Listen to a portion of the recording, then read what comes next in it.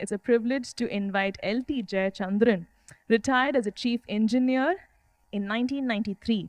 He has a Master of Technology degree in Structural Engineering from the Indian Institute of Technology, IIT in Madras.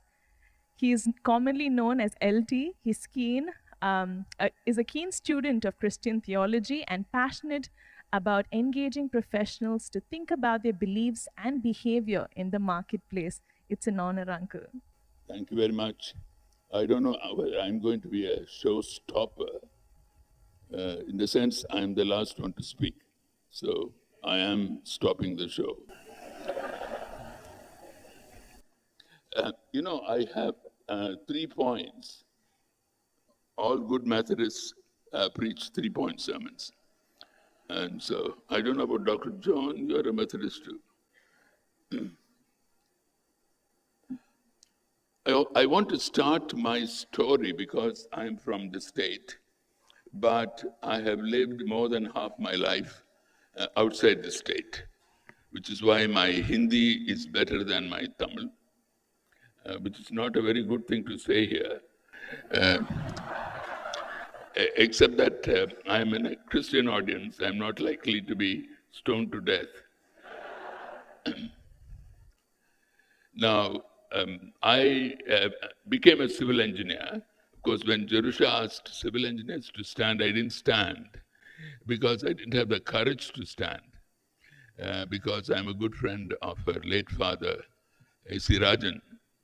And I became a civil engineer because my father was a civil engineer. And of course, my favorite subject was chemistry, inorganic chemistry. Even among engineering branches, I would have preferred electrical engineering to civil engineering. And when I entered the profession, this was after my MTech from IIT Madras. I will come back to that in a moment because that's part of my journey. But I want to tell you that I came to Christ in 1962, when most of you were not born. Your parents were also not born, probably. And so I'm an ancient figure, but Colonel thought I was 90 years old. Not quite. But I had to check out these steps, whether I could climb without resistance. But I want to tell you that I'm a pre-independence child. I was born 4 years before independence. And so as I grew up in a Christian home, nominal Christian home, it is my mother who came to know the Lord first, then my sisters, then myself, and then my father. But I came to Christ as a college student. So my particular passion has been to engage students and then professionals. And I was quite upset in being a civil engineer because I get too irritated when Christian doctors would say, Jesus is the great physician.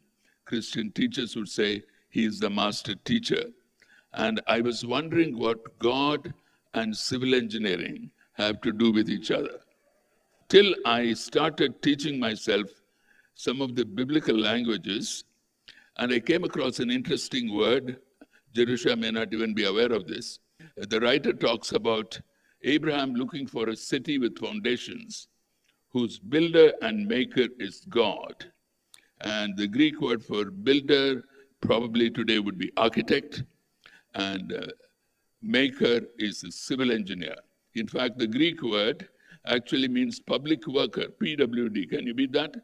So when I came across that, I thought it is not too bad to be a civil engineer after all.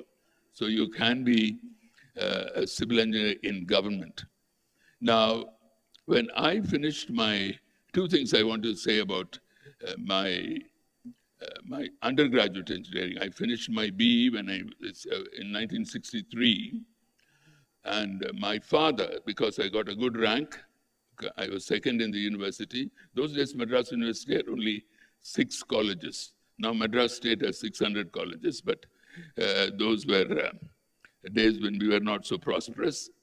And I was taken by my father to the CSI Bishop Samuel Subramanian, very godly man. And I told him, as a newly born-again Christian, "Oh, it is not I, but the Lord." You know what he said? That he said in 63.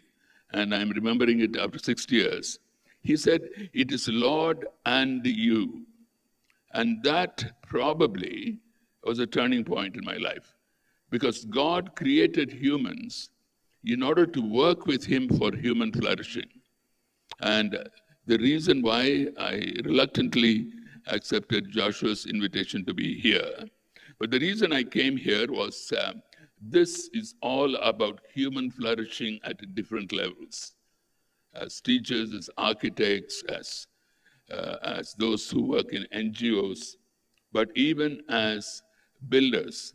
So I want to tell you how my faith affected my being a Christian. So what I'm learning since, which means I have not stopped learning, and then a word of conclusion.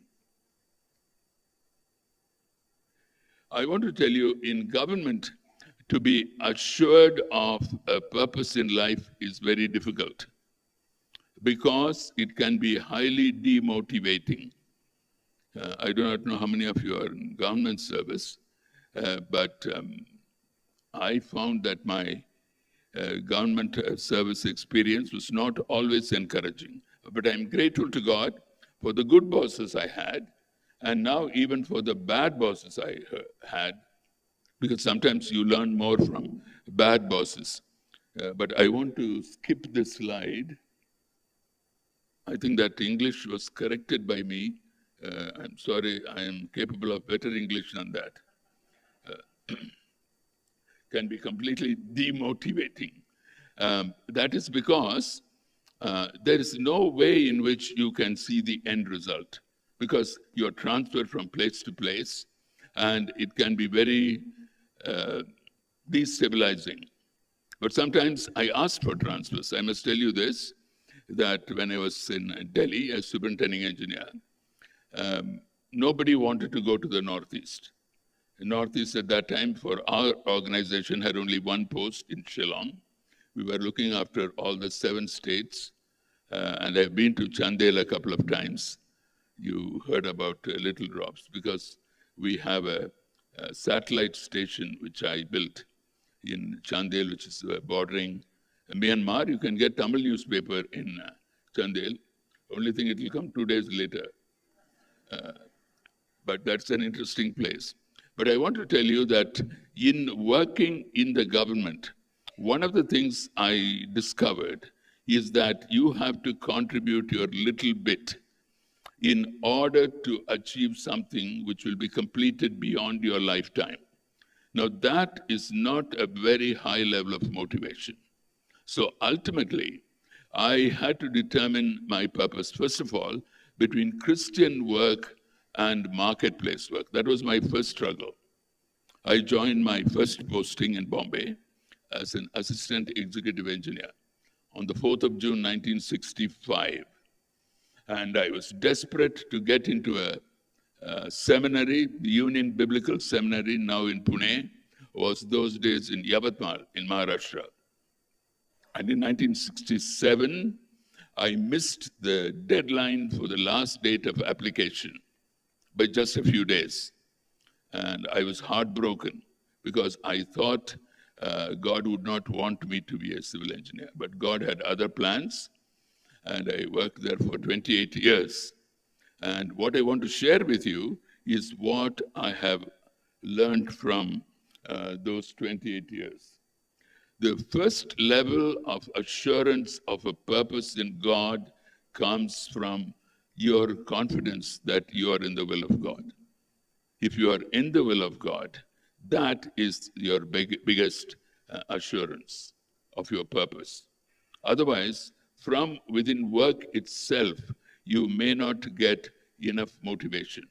But one of the things I discovered is that relating to people, because I'm now part of a WhatsApp group of all my ex-colleagues, and from what some of them now write to me about what happened maybe 40 years ago, is so encouraging, because they are able to get something which I did with reference to them in terms of their work, in terms of their family, in terms of their encouragement. And that has been a great motivating factor. But from within work itself, I found it very difficult, except that there were some projects. For example, nobody wanted to go to Shillong. And therefore, I offered myself to go to Shillong as superintending engineer, looking after all the 7 states. And we went to Guwahati by train. And when we were going up the hill to Shillong, I bought the latest edition of India Today. India Today, those days, was a fortnightly. And on the cover page, there was a picture of a milestone in Assam, in Duliajan, near the oil factory. Indian dogs get out of Assam. Our daughter was 1980, our daughter was 7. No, she was 8. And she read it and said, why are we here then? I don't think I answered her satisfactorily. But I believe God took me there for a very important purpose, to expose me to a whole different groups of people, and particularly those who are so different from each other that till the recent flurry of activities in the Northeast, that region was totally neglected. One of the reasons why our army did so badly in 1962 was against China, was there were no infrastructures. Now you have 4 bridges across the Brahmaputra. We have 3 railway bridges. That is something amazing. But I thought, let me go and do something. And we did some very good work. Those days, there was no direct dialing between the states and Delhi. And I remember the buildings we designed, cheap buildings. In fact, they were not fireproof, but I got it approved by the Post and Telegraphs Board in Delhi. I said, even if it gets destroyed, I can construct it in no time. No point wasting too much money in putting up a permanent building. And now, Northeast is connected with the rest of the country. Now it is so good. And I keep going to Northeast because it's a very beautiful part of the country. I'm sure our brother knows it. And in fact, my colleague, Mr. Santosh Kumar Agarwal, once spoke to me from Delhi. I was in Shillong. He said, are you happy, LT? I said, I'm very happy. I said, how can anyone be happy in Shillong? I said, because it is farthest from Delhi and nearest to God. 2,000 kilometers from Delhi and 2,000 meters above sea level is a good place to be happy. And so that is how I was. And it was from there that we moved to Calcutta. And in Calcutta, I'm just giving you a kind of a recount of my life because of the purpose theme which was put here. I felt that my main understanding of how God moved me, because I didn't ask for a transfer to Calcutta, but it was very convenient for our children to continue the same system of education, ICSC, from Shillong to Calcutta. And in Calcutta, I came across friends like Binu and others. But I want to tell you that after 6 years as superintending engineer, I was to be promoted as chief engineer. And normally, no central government officer stays in a place for so long. But at that time, our minister was Rajesh Pilot, father of Sachin Pilot from Rajasthan. He wrote on the file, there is nobody who can manage unions of Calcutta better than LT. So let him continue as chief engineer. So I stayed on for 2 more years in Calcutta. And my poor Bengali colleague was sent here to Madras. And he was waiting for my voluntary retirement to come back to Calcutta. So that is part of my story. I'm using the word competence instead of the word excellence. I hope that's okay with you. Because I had 4 role models from the Old Testament. Joseph, Daniel, Esther, and Nehemiah, because these 3 men and 1 woman came to positions of authority in non-Jewish empires. And so what I discovered was you have to invest your excellence to maintain your integrity. Invest your competence to maintain your integrity. In Daniel chapter 6, verse 4, it says, Daniel was neither corrupt nor negligent. Yeah, that's Daniel 6:4. Neither corrupt nor negligent means he was honest and competent. And I think that is what made him. So much so that at certain points when my bosses asked me to do something wrong, I could tell them, sir, I can't do that because it is wrong. And they would not press me to do that because I was good in my work. So that is why I came up with this slogan. It's now become quite famous even in some other parts of the world. Invest your competence to maintain your integrity. I remember after taking voluntary retirement, we were in Singapore for some time, and I was in Melbourne, Australia, and I was speaking in a church, and during the Q&A, I'm not sure what I spoke on.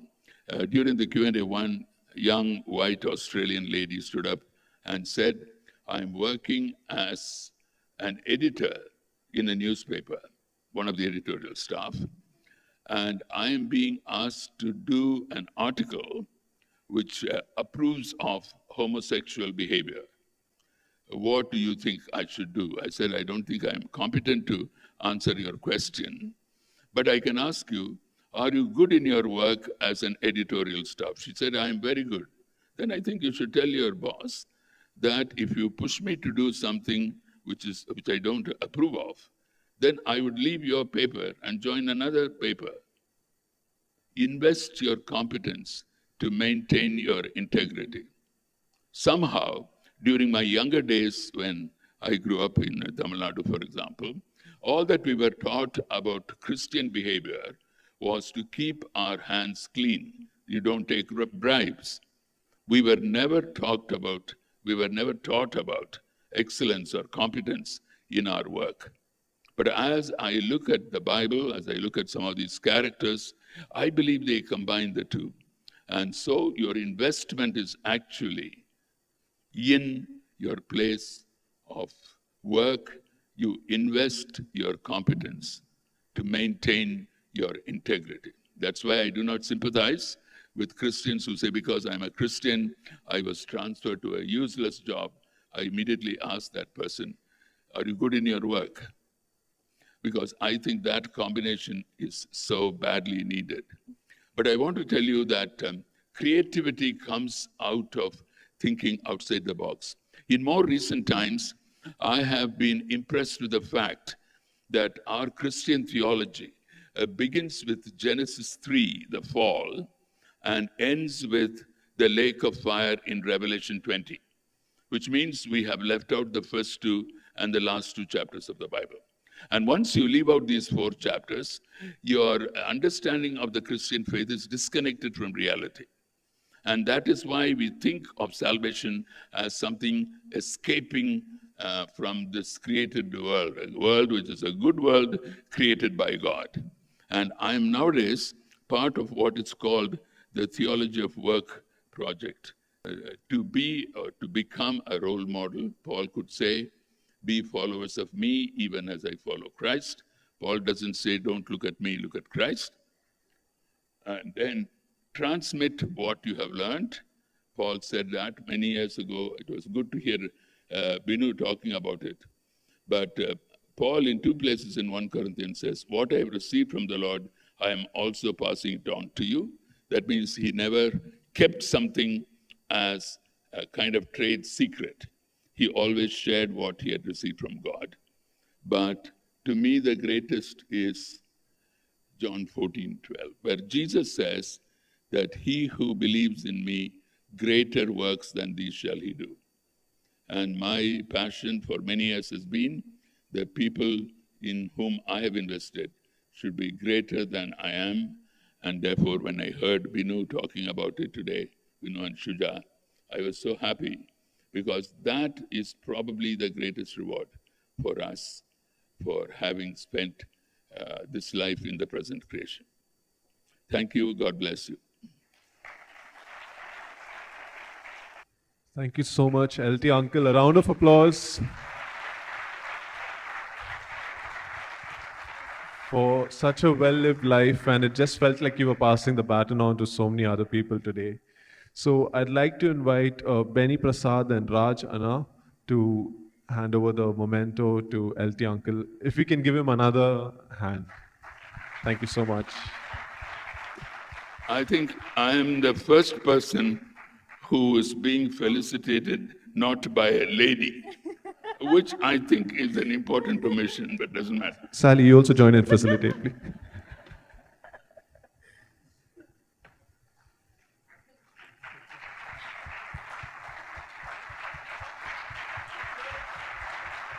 If we could stand and rise and give this legend a round of applause. And yes, what's written on it is the Hollywood Badshah.